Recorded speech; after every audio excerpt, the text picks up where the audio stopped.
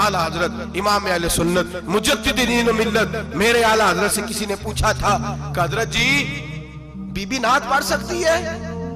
फतावा रज़विया की 14वीं जिल्द, बीबी मिलाद पढ़ सकती है? मिलाद। आला हजरत ने फरमाया अगर बीबी मिलाद पढ़ रही हो, नात पढ़ रही हो और उसकी आवाज गैर महरम के कानों तक जा रही हो, फरमाया उसे सवाब नहीं होगा, उसे हराम काम करने का गुनाह दिया जाएगा।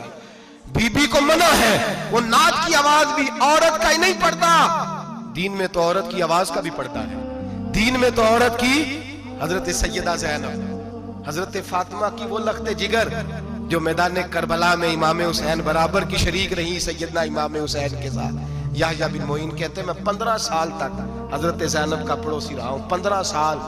घर बराबर होता है ना, बंदा बीबी देख ही लेता है। वो बीबी कभी पर्दा डाल के जा रही है दवाई लेने, कभी नजर आ ही जाती है। कहते 15 साल में सैयदा फातिमा की बेटी का पड़ोसी रहा हूं, मैंने कभी बुरके में छुपी हुई ज़ैनब भी नहीं देखी। बुरके में छुपी हुई ज़ैनब भी कभी नहीं देखी।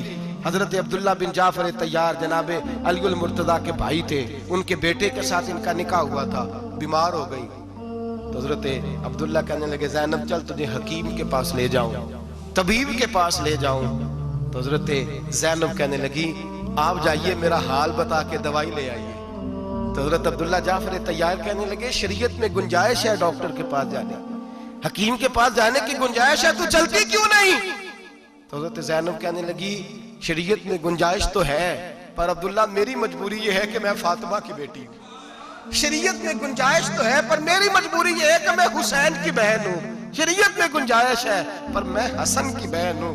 शरीयत में बड़ी गुंजाइश है पर लोग मुझे मोहम्मद अरबी की नवासी कहते हैं। गुंजाइश तो है पर मैं नहीं ना निकल सकती, इसलिए कि जितना कोई अपने आप को दीन के करीब जानता है उतना उसके पैरों में शरीयत की जंजीरें ज्यादा होती हैं। तो जनाब सैयदना अब्दुल्ला कहने लगे अगर तू पर्दा कर गई, अगर तू चली गई, तो फरमाने लगे ये तो अल्लाह की मशीयत है, तू दवाई ला दे ताकि मैं खा लूं, और अगर मैं चली गई तो मैं अपनी माँ से जाके कहूंगी कि अम्मा सारी तकलीफें मैंने छाती पे बर्दाश्त की हैं पर मैंने तेरे पर्दे पर आंच नहीं आने दी।